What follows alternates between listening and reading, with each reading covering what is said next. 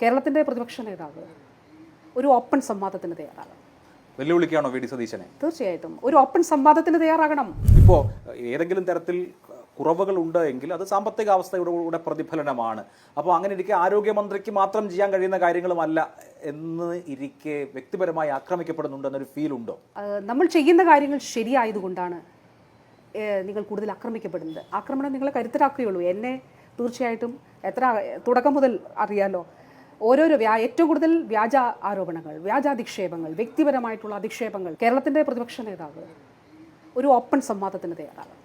വെല്ലുവിളിക്കാണോ V D സതീശനെ? തീർച്ചയായിട്ടും ഒരു ഓപ്പൺ സംവാദത്തിന് തയ്യാറാകണം. അവരുടെ കൊണ്ടെത്തിച്ച കേരളത്തിൽ നിന്ന് ഇന്ന് കേരളത്തിന്റെ ആരോഗ്യ മേഖല എത്രത്തോളം എങ്ങനെ മാറി എന്നുള്ളത് പഠിക്കാൻ ഒരു കമ്മീഷനെ അവർ വെക്കുന്നത്, ഇതൊക്കെ മനസ്സിലാക്കാൻ വെക്കുന്നത് നല്ലതാണ്. അത് കഴിഞ്ഞിട്ട് കമ്മീഷന്റെ റിപ്പോർട്ട് വന്നാൽ അതെ, ഒരു ഓപ്പൺ സംവാദത്തിന് തയ്യാറാണ്. ആ സംവാദത്തിൽ അദ്ദേഹം ഇവരെയൊക്കെ കൂട്ടണം. ആരെയൊക്കെ? ഈ കെ മുരളീധരനെയും മുൻ ആരോഗ്യമന്ത്രിയായിരുന്ന വ്യക്തിയുമൊക്കെ. പിന്നെ അതിൽ പാവം വളരെ അവരുടെയൊക്കെ ഭാഷയിൽ വളരെ മോശമായ വാർത്ത അതൊക്കെ അവതരിപ്പിച്ച് നടന്ന ഞാൻ വരാം. ഓപ്പണായിട്ടുള്ള സംവാദത്തിന് നടത്താം. യെസ്. അപ്പോൾ വെല്ലുവിളിക്കുകയാണ് ആരോഗ്യമന്ത്രി ഒരു തുറന്ന സംവാദത്തിന് പ്രതിപക്ഷത്തെ മാതൃഭൂമി ന്യൂസിലൂടെ.